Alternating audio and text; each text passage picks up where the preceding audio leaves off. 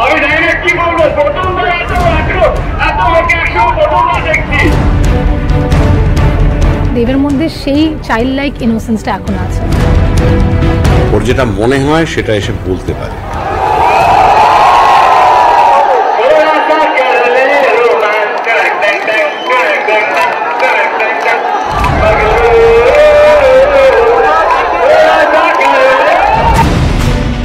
একজন ভালো মানুষের সৎসাহস থাকবে, এটাই স্বাভাবিক। একটা ঘটনা ঘটেছিল, প্রত্যেকের মানুষের একটা থাকে যে আমি ওই সময়টা ওই জায়গাটা এইটা হয়তো না বললে ভালো হতো, না করলে ভালো হতো। তুমি পৃথিবীতে সবাইকে খুশি করতে পারবে না। পৃথিবীতে তুমি কারো না কারো স্টোরিতে কোথাও না কোথাও তো ভিলেন তো হবেই, মানে you are someone story's villain. তো সবারই জীবনে তুমি হিরো হতে পারবে না। মিথ্যে কথাটা যখনই কেউ বলবে না, দেখবে সেটা বারবার চেঞ্জ হতে থাকে, কারণ সেটা গল্প বানাতে হয়। সত্যটা খুব সাইলেন্ট হয়, সেটা একটাই হয়। দেব যে নিজের ভুলটা স্বীকার করেছে এবং সেটা সত্যিই তাই, এটা তো একটা বড়াক্ষণ, এবং মানুষ বুঝুক যে কী কারণে সেটা হয়েছিল। I just feel that's a great thing, মানে সেটাই তো হওয়া উচিত যে কোনো মানুষের। মানুষ মাত্রই ভুল হতে পারে, আর ভুল না করলে আমরা শিখবো কি করে? আমাদের এখানে তো অনেক অ্যাক্ট্রেসরাই আছে, সবাই সেই জায়গায় নেই কেন? একটা মানুষই রয়েছে, কারণ সেই নিজের ভুলগুলোকে স্বীকার করে। আমি তো এরকমই ছিলাম, হয়তো মানুষের বুঝতে 18 বছর লেগে গেছে।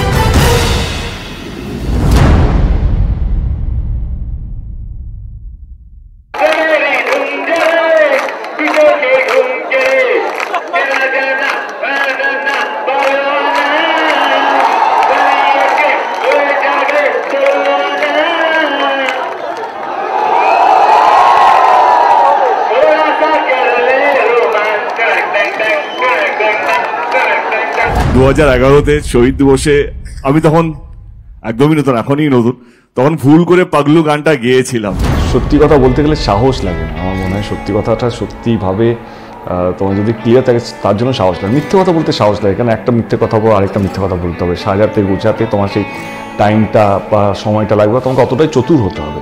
কিন্তু সত্যি কথা বলতে গেলে তোমার, আমার মনে হয় না তুমি যে শব্দগুলো ব্যবহার করে সাহস, বুকে ধর, আমার মনে হয় না সেটা লাগে। রইল কথা, একই মঞ্চ আবার পেলাম স্টুডেন্টসদের সামনে, এবং তারা চাইছে যে খাদানে গান গাই, কিন্তু সেটা উচিত মঞ্চ ছিল না আর কি। কেউ তো বলছে কিশোরী গানটা গাই, কেউ বলছে বাপ এসেছে গানটা গাই। তখন আমার ওই একই সময়টা মনে পড়লো 2011। সেই সময় আমি সত্যি পলিটিক্স নিয়ে কিছুই জানতাম না। আমি হয়তো মমতা ব্যানার্জিকে ওরকমভাবে চিনতাম না, বা পলিটিক্স নিয়ে আমার জানতাম, তখন আমি সবে মুখ্যমন্ত্রী হয়েছিলেন। আমার এখনও মনে আছে অরূপ বিশ্বাস আমাকে ফোন করেছিল, আমি ডাবিংয়ে ছিলাম বা কিছু একটা, খোকাবুর কোন একটা ছবি, খোকাবুর সময় আমার মনে হয়, অরূপদা ফোন করে বললো আজকে তোকে যেতে হবে। আমি জানতামও না, মানে জাস্ট সবে আমার পাগলু রিলিজ হয়েছে বা ব্লকবাস্টার হয়েছে, পাগলু গানটা খুব ফেমাস ছিল। তো আমি মঞ্চে উঠে গেলাম, প্রথমবার এত লোক দেখলাম, মঞ্চের সামনে শহীদ দিবসে, মানে লক্ষ লক্ষ মানুষ সামনে।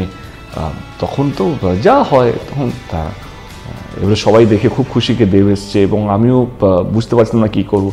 তো মঞ্চে সবাই কিছু না কিছু করছিল, দিদি তখন বললো কে দেব তুমি কিছু বলো।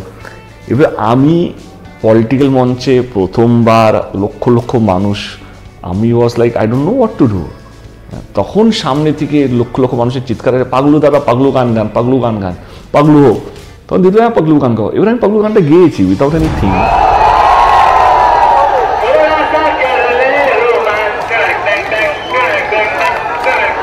আমি জানতামও না এটা শহীদ দিবস, এবং শহীদ দিবসের মানেটাও জানতাম না।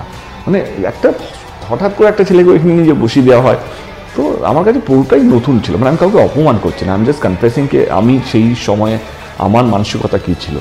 এবং সন্ধে হওয়ার মধ্যেই লোকে ট্রোল নিয়ে আলোচনা হচ্ছে, এখন লোকে ট্রোল। তখন by that time I was troll so badly. শহীদ মঞ্চে দেব পাগলু গিয়েছে, কেউ আমাকে জিজ্ঞেস করেনি আজ অবধিকে কেন আমি এই গানটা গিয়েছিলাম, মানে কেন আমি ওই গানটাই কেন গিয়েছিলাম, বা কেন এই একটা ইনসিডেন্ট বা এরকম একটা সময় মানে এলো যেখানে দেব ওই শহীদ দিবসে পাগলু গান গাইছে।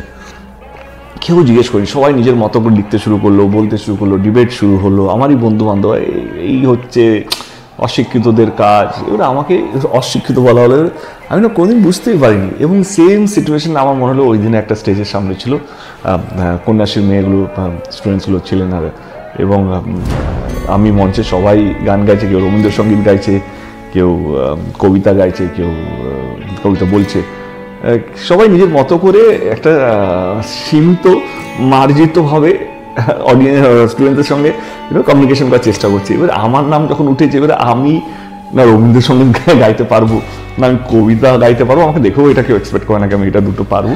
এবারে আমি অনেকক্ষণ চেষ্টা করলাম কথাবার্তার মাধ্যমে কাটিয়ে দিই, কিন্তু তখন দেখা গেল কি গান গাইতেই হবে এবং সামনে থেকে আবদার হলো কিশোরী। আমার মনে হলো কি এবারে ইজ দ্য হাই টাইম এটা বলা, কে ওই দিনে কি হয়েছিল আমার সাথে, এবং আজকেও সেই একই ঘটনা হতে চলেছে।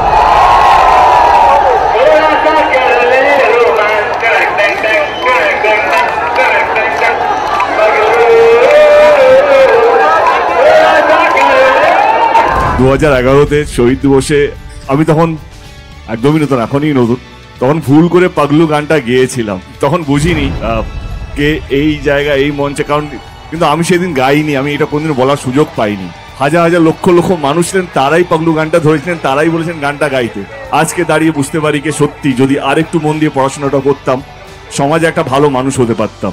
দেব খোলা মনে তার অনুভূতির কথা জানিয়েছে, কিন্তু সেদিন যে পরিস্থিতিটা ছিল, দেব তো প্রথমবার ওইভাবে অত মানুষের সামনে একটা মঞ্চে ছিল এবং দেবের মতো একজন মানে জনপ্রিয় নায়ক, ফলে তাকে দেখে একটা উন্মাদনা তৈরি হয়। তার আগে শহীদ দিবসে যা যা করণীয়, শহীদদের প্রতি শ্রদ্ধার্ঘ, এগুলো সব তার আগে হয়ে গেছিল এবং দেবকে দেখে এটা একটু গেয়ে দিতে হবে, ওইটা বলতে হবে বলে টুকরো টুকরো জায়গা থেকে কিছু আওয়াজ উঠতে থাকে, তাতে দেব স্বতঃপ্রণোদিতভাবে একটা রেসপন্ড করে ফেলেছিল, কিন্তু সেটা একেবারেই একটা তাৎক্ষণিক তার প্রতিক্রিয়া। তাতে সভার মূল যে উদ্দেশ্য, তাৎপর্য, মানে সেটাকে দেব ডিস্টার্ব করতে চায়নি। দেবের সম্বন্ধে যতবারই কোনো না কোনো ক্রিটিসিজম হয়েছে, বিভিন্ন বিষয়ে সমালোচনা হয়েছে, দেব কিন্তু তার ভুল স্বীকার করেছে একেবারে অকপটে, এবং দেবের সেই সৎসাহস রয়েছে। হ্যাঁ, মানে অনেস্টলি ওরকম একটা মঞ্চে দাঁড়িয়ে, মানে আজকে যদি আমাকেও বলতে হয় আমি আমার আর্টিস্ট সত্তা আর ওই সত্তাটাকে এক করে দিলে তো চলবে না, সব জায়গায় সবকিছু মানায় না। সো আই থিঙ্ক ওই জায়গাটার ডিফারেন্সটা ও যেটা রিয়েলাইজ করেছে, to accept this after so many years, this is a commendable thing. এটা ঠিক বা তাড়াতাড়ি বা দেরির কোনো বিষয় নয়, একটা ঘটনা ঘটেছিল। প্রত্যেকের মানুষের একটা থাকে যে আমি ওই সময়টা ওই জায়গাটা এইটা হয়তো না বললে ভালো হতো, না করলে ভালো হতো, সেটা যদি কেউ পরে সেটা বলেন প্রকাশ্যে, সে তো ভালো কথা। 2011-তে শহীদ দিবসে আমি তখন একদমই নতুন, এখনই নতুন, তখন ভুল করে পাগলু গানটা গেয়েছিলাম।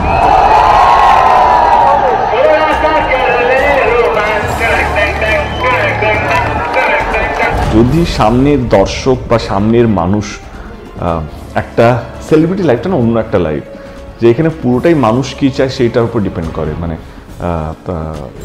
ইভেন পলিটিশিয়ান, মানে তারা মানুষের কি কষ্ট সেইটা দেখা, বাট সেলিব্রিটি লাইফটা একটু অন্যরকম। আমাদের ভালোবাসা মানে আমাদের চাওয়া অনেক, মানে চাওয়া পাওয়াটা একটু অন্যরকম। তো সবে আমাদের খাদান রিলিজ হয়েছে, তো সেখানে কিশোরী গানটা সবাই শুনতে চাইছে। তো আমার মনে হলো এটা একটু রেকটিফাই করা উচিত, কারণ এখন আরও বেশি ট্রোলিং হয়, আরও বেশি মানুষ খিটখিটে, আরও বেশি মানুষ খুঁতখুঁতে। এখনো ওর বাচ্চাটা ওর মধ্যে আছে, মানে being child like, not childish, he is not childish, he is child like. ও কোথাও না কোথাও, যে সব মানুষরা না বড় হতে হতে হতে আমাদের ছোটোবেলাটাকে ভুলে যাই। যেন আমিও বলছিলাম, যখন আমি চৈতন্য বেশে দাঁড়িয়েছিলাম, হঠাৎ আমি ছোট্ট রুক্মিণীটাকে ওই আয়নায় হয়তো দেখেছিলাম, যে সে নাচছে, সে ফিয়ারলেসভাবে নাচছে, বিনা দ্বিধায় নাচছে, তা আমি কেন এত ভাবছি। সো ঠিক সেরকমভাবে আমাদের ছোটোবেলাটাকে যদি আমরা মনে করে এগোই জীবনে, তাহলে আমরা অনেক কিছু করে ফেলতে পারি। তা আমার মনে হয় দেবের মধ্যে সেই চাইল্ড লাইক ইনোসেন্সটা এখনো আছে। দেব খুব ভালো ছেলে, প্রথম কথা, আমার সঙ্গে যথেষ্ট ঘনিষ্ঠ। শুধু দেব কেন, দেব রুক্মিণী দুজনেই আমার সঙ্গে ছবিতে কাজ করেছে। চাঁদের পাহাড়, তারপরে অ্যামাজন অভিযান, পাসওয়ার্ড, ককপিট, 4টে ছবিতে আমি দেবের সঙ্গে কাজ করেছি। দেব অত্যন্ত সাহায্য করে মানে সেটে ভীষণ কোঅপারেটিভ, এবং সব থেকে বড় কথা হচ্ছে যে ওর যেটা মনে হয় সেটা এসে বলতে পারে, এবং একটা জিনিস বোঝা যায় যে দেব ভীষণ কনফিডেন্ট ওর কাজের ব্যাপারে। কোথাও একটা খুব তাড়াতাড়ি মানুষকে আপন করে নিতে পারে দেব।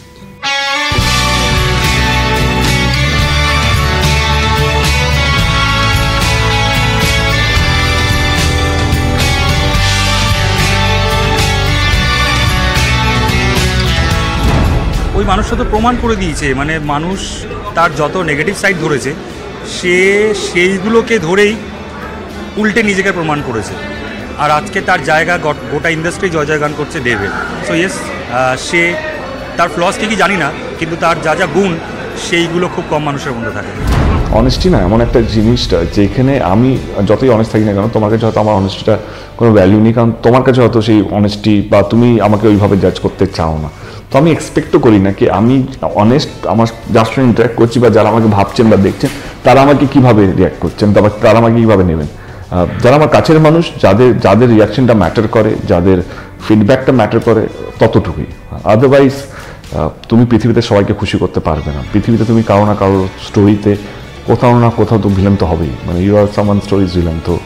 তো সবারই জীবনে তুমি হিরো হতে পারবে না। আমাদের এখানে তো অনেক অ্যাক্ট্রেসরাই আছে, সবাই সেই জায়গায় নেই কেন? একটা মানুষই রয়েছে, কারণ সেই নিজের ভুলগুলোকে স্বীকার করে এবং সে তার চোখে মুখে এতটাই ইনোসেন্স, তার চোখে মুখে এতটাই পিওরিটি, সে নিজের জায়গাটা প্রমাণ করেছে দিনের পর দিন।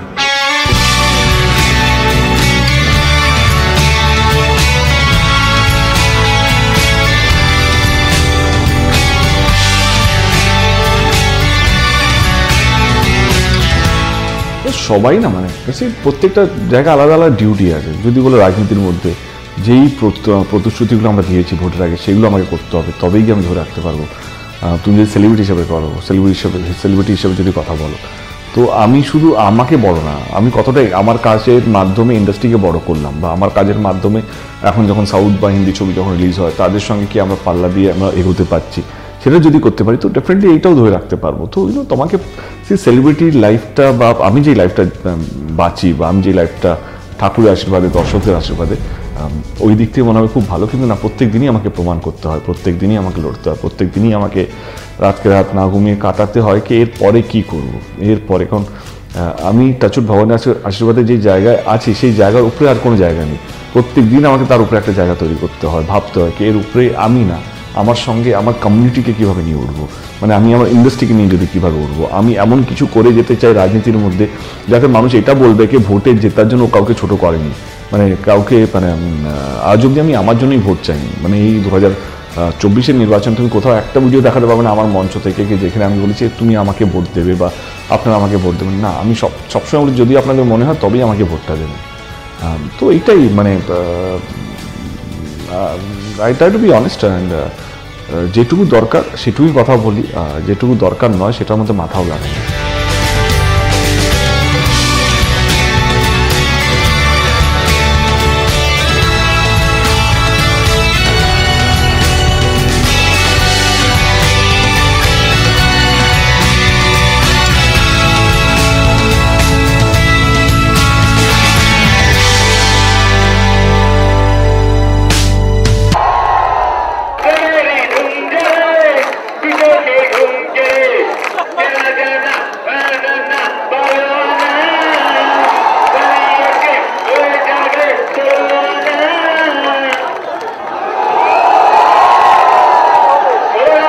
গিয়েছিলাম তখন বুঝিনি কে এই জায়গা এই মঞ্চে, কারণ কিন্তু আমি সেদিন গাইনি, আমি এটা কোনদিন বলার সুযোগ পাইনি।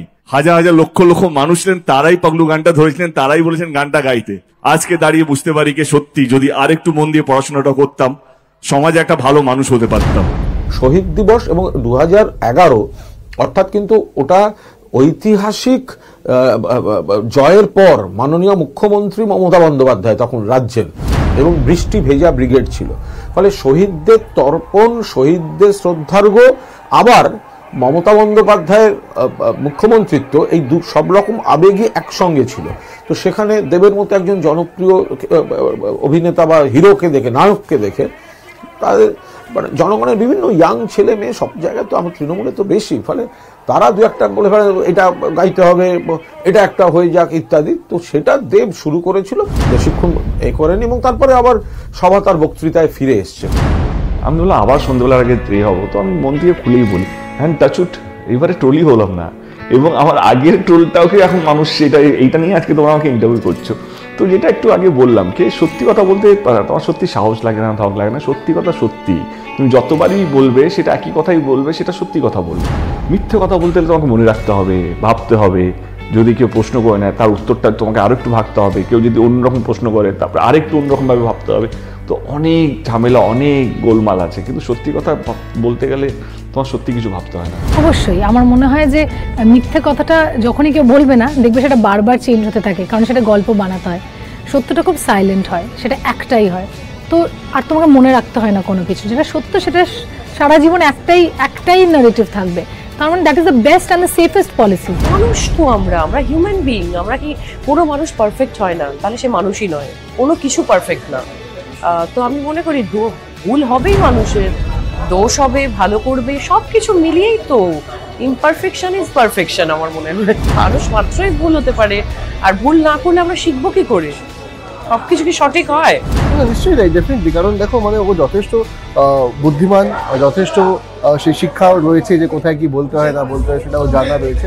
তো সুতরাং আমার মনে হয় যে এখন তো একটা ট্রেন্ড হয়েছে যে কে কিছু বললে কে কিছু করুক সেটা নিয়ে একটা ট্রোল করা। তো সুতরাং তারা পেছনের কারণগুলো জানেন না। তো ডেফিনেটলি সেটা মনে হয়, আমার মনে হয়েছিল যে সেদিনকে আমাদের মাননীয় মুখ্যমন্ত্রী মমতা বন্দ্যোপাধ্যায়ের সামনে তাকেই সাক্ষী রেখে দেবজিৎ নিজের ভুলটা স্বীকার করেছে, এবং সেটা সত্যিই তাই। এটা তো একটা বড়াপ্পন, এবং মানুষ বুঝুক যে কী কারণে সেটা হয়েছিল। আমার মনে হয় আমার ন্যাচারাল, যত তুমি ন্যাচারাল থাকবে, যত তুমি মন খোলা থাকবে, আমার মনে হয় দর্শকরা আর ভালোবাসার মানুষরা আরো বেশি তোমার সাথে কানেক্ট করতে পারবে, তুমি যতটা রিয়েল থাকবে। আমি যাদের সঙ্গে মিশি বা আমি যে কাজটাই করি না কেন সেটা খুব সৎভাবে করার চেষ্টা করি, মন দিয়ে করার চেষ্টা করি। যেটা পারি না পরিষ্কারভাবে বলে দিই এটা আমি পারি না। আর আমার মনে হয় না পৃথিবীতে সব মানুষই সবই জানতে হবে এটা নিয়ম। বা আমি সেলিব্রিটি হয়ে গেছি, বা তোমরা যদি সুপারস্টার বলো, সুপারস্টার বা এমপি, 3 টার্ম এমপি, আমার সব জানতে হবে। আমার মনে হয় না পৃথিবীতে এটা কোথাও নিয়ম আছে। যেটা আমি পারি না সেটা আমি পরিষ্কারভাবে বলে দিই আমি এটা সত্যি পারি না। আমার মনে হয় সেটাও কোথাও যেন গ্রহণযোগ্যতা বেড়েছে, এবং আস্তে আস্তে ওভার দ্য ইয়ার্স, আমারও 18-19 বছর হয়ে গেছে ইন্ডাস্ট্রিতে, অ্যাট দ্য সেম টাইম 12 বছর হয়ে গেছে। তো সেই জায়গা থেকে মানুষের বিশ্বাস হয়তো কোথাও যেন বেড়েছে, এবং অনেক মানুষ এসছে, অনেক শিল্পী এসছে, হয়তো পলিটিশিয়ান হয়েছে, অনেক শিল্পী হয়তো কাজ করছে 11-12 বছর ধরে। তাদের কন্ট্রিবিউশন, তাদের সিলেকশন অফ ওয়ার্ক, তাদের ব্যবহার আমার কোথাও যেন মনে হয় এখন তো মানুষ সবই দেখতে পায়, মানে সোশ্যাল মিডিয়া হোক বা তোমার কথাবার্তার মধ্যে হোক বা তুমি যেভাবে আচরণ করছো, সবটাই তো কেউ না কেউ তো বসে আছে তোমাকে জাজ করার জন্য। তো আমার মনে হয় কোথাও না কোথাও ওভার দ্য ইয়ার্স মানুষ আমার প্রতি একটু হয়তো আস্থা বেড়েছে, বা মানুষের হয়তো একটু ভালোবাসা হয়তো আমার প্রতি বেড়েছে। কিন্তু এটুকু বলতে পারি তার জন্য আমি পরিশ্রমও করেছি। পরিশ্রম ইন দ্য সেন্সকে এমন কিছু করিনি যাতে আমার পরিবার, আমার বন্ধুবান্ধব বা আমার দল তাদের মাথা নিচু হতে হয়েছে। এমন কিছু করিনি যাতে আমার ইন্ডাস্ট্রির লোকেদের, মানে হয় নাকি যখনই কোনো অন্য ইন্ডাস্ট্রির কম্পিটিশন হয় সেখানে আমরা সবসময় প্রস্তুত থেকেছি, তাদের সঙ্গে লড়াই করে আমরা আমাদের শো বাড়িয়েছি, আমাদের শো সেখানে হিট করিয়েছি। তো সব জায়গা থেকে আমরা চেষ্টা করেছি আমাদের শুধু আমার পরিবার না বা আমার পলিটিক্যাল সোকল কানেকশন বা পার্টি শুধু নয়, আমার বাংলার মান সম্মান আমরা চেষ্টা করেছি, বা আমি চেষ্টা করি যাতে আমার জন্য কোথাও যেন ক্ষতি যাতে না হয়। একটা হয় আত্মসম্মান, কিন্তু আর একটা হয় যে একটা বোকা ইগো। এবার আমি না বলতে পারবো না যে আমাকে সম্মান করো যদি না আমি সম্মান দিতে জানি। মানে কারোর ভুল হলে বা কেউ যদি মিথ্যে বলে আমি তাকে টুম করে ধরে নেবো, তাকে 4টে কথা শুনিয়ে দেবো। কিন্তু যদি আমি সেটা করি, আমি জানি আমি সেটা করেছি কোথাও, কিন্তু আমি সেটাকে স্বীকার না করি, তাহলে আমি মানুষ হিসাবে তো আই এম আ হিপোক্রেট, আমার সেটা মনে হয়। So I am one of those people যে আমার মনে হয় যে credit where credit is due. Say sorry if you actually mean it, and if you've actually erred, I genuinely believe in that.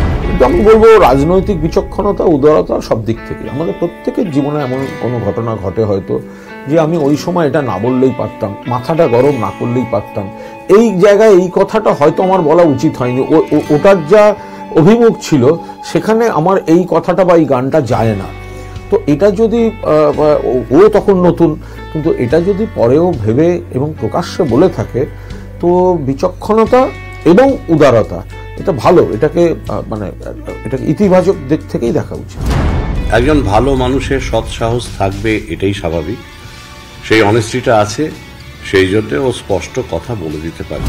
আমার মনে হয় যে ভালো মানুষের দরকার রাজনীতিতে। আমি তার মানে এটা একদমই বলছি না কি যারা করছে বা যারা আছে বিভিন্ন দলে তারা ভালো নয়, অফকোর্স ভালো। আমার মনে হয় শিক্ষিত মানুষ, ভালো মানুষ, যেখানে পলিটিক্স থেকে কিছু পাওয়ার ইচ্ছে নেই, মানে যেটা মানুষের জন্য দেওয়ার ইচ্ছে থাকে, সেরকম ধরনের মানুষেরই আমার মনে হয় রাজনীতি আরও বেশি দরকার।